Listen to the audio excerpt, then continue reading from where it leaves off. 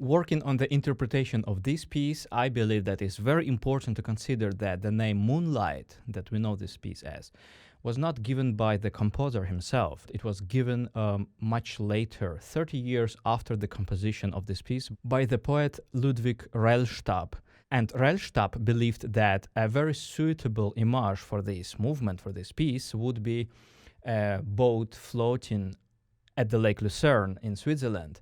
So you have that beautiful lake, you float in the boat under the night sky full of stars, and you have those mountains around and reflection of the moon on the water. But if we take that image as a reference, we end up with a rather sentimental and romanticized piece that doesn't have that profound, tragic emotion that, in my opinion, was intended by the composer.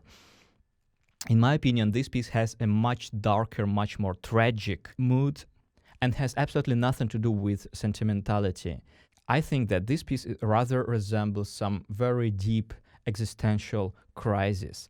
And overall, that rhythmical pattern in the melody, in my opinion, rather would remind us about something like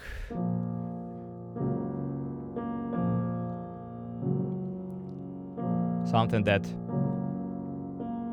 will appear a few decades later thanks to Frédéric Chopin. So this pattern, this rhythmical pattern, sounds rather as a funeral march, while these figures, in my opinion, they are also not really emotional. In my opinion, they represent, let's say, the flow of the time. So just imagine a time flow that is absolutely restless, absolutely unemotional, that has no compassion, and that always reminds you about your own mortality.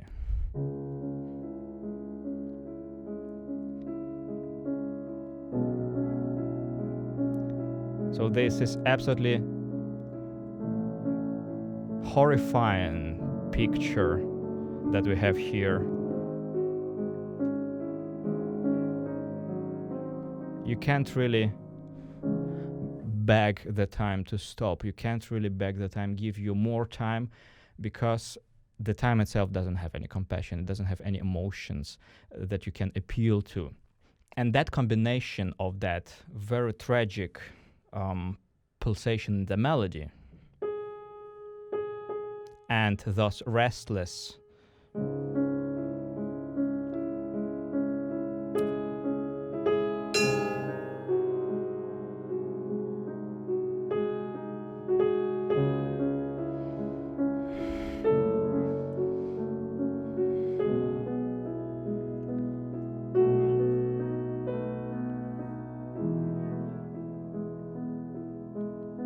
and then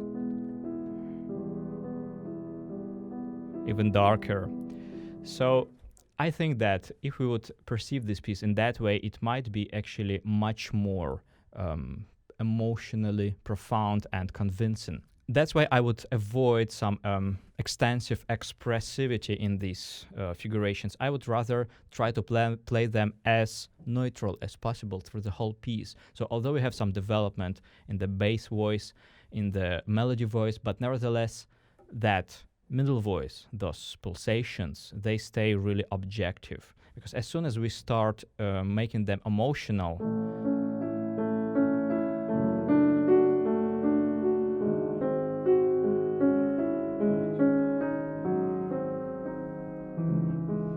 we end up with a generally beautiful but rather profanation-like playing.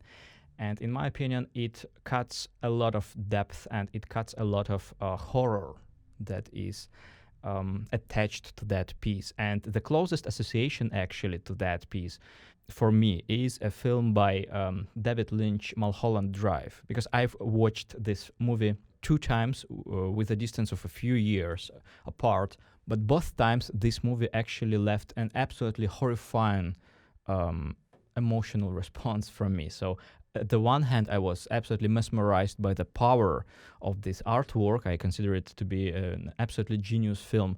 But at the end, the suspense grows so much. And when at the end you understand that the whole movie is actually about absolutely horrifying, ugly, stupid death that can't be undone, that this is something that you can't change, although it's really stupid.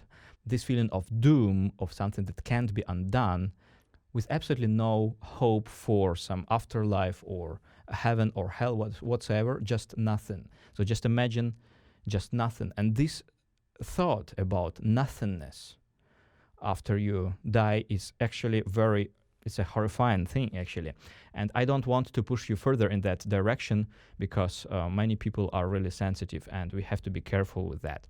But I think that as artists, we have to explore such areas, such dark areas of our life. And although it might be actually dangerous for people who are not emotionally very stable, let's say, but nevertheless, I think that the art, if we want to find any kind of truth in our art, it requires us to sometime go to those very dangerous and painful areas and explore such aspects. So for me, this piece conveys a rather very tragic, very hopeless, very darkish mood. That's why in my own interpretation, I restrained from any expressiveness in that middle voice. And from the very beginning, I was given a priority to that bass line.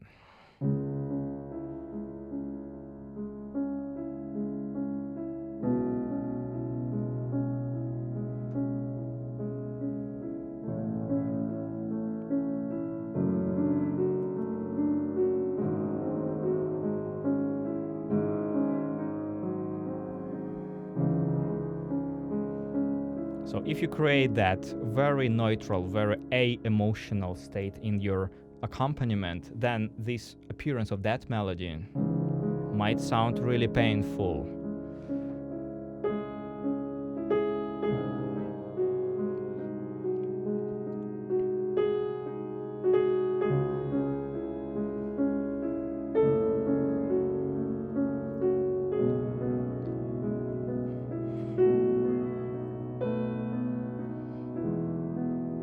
Now, there are two questions that I want to discuss. First of all, I have to explain myself and to explain why I was using so much pedal, creating so many dissonances that is kind of not allowed in the classical music. And second issue is about those dotted rhythms. So let's start from dotted rhythms issue. So we have, from the very beginning, we have to make a choice how we want to interpret them.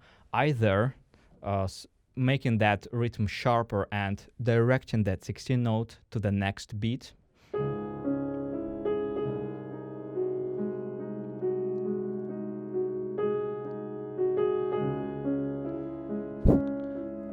However, there is another option and there is another opinion that that 16 note should be rather belonging to the previous beat. And there might be a lot of tension. That point, in my opinion, has some very strong cons because, first of all, it creates an enormous amount of tension between bars and allows us to create that suspense between beats. And it also helps us not to sound sentimental, not to sound too romanticized, but rather sound closer to that funeral aesthetics, to that tragic aesthetics. And also, mathematically speaking, if we would look at that rhythm, we have triplets in the middle voice, 1, 2, 3, 1, 2, 3, and in the right hand we have 1, 2, 3, 4, 1. But it's not 1, 2, 3, 4, 1. It's not like that. It's not that sharp. So that 16 note should happen not directly between 1, 2, pam, pam, pam. It's not like that, pam, pam, pam, pam, pam, because that would be mathematically not really correct. If we would tend to play that a bit more precisely rhythmically, we would have that 16 note closer to the third note of the triplet. So, like that. So, as you see, there are two strong arguments for that point of view, although I know that it might sound a bit uncomfortable for many listeners because we kind of got used to this romanticized image.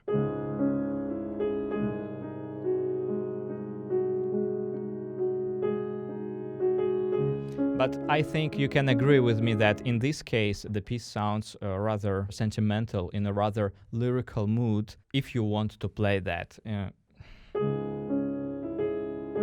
In that way, we have to be really careful with our timing, because if we do that too much, we might end up with a lot of heaviness.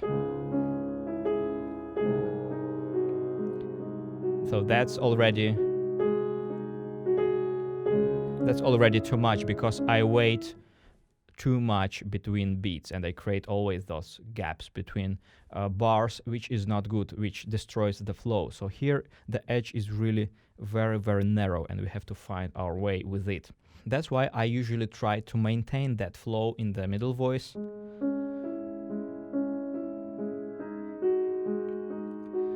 Without gaps between bars, but nevertheless playing that 16th note closer to the last triplet note.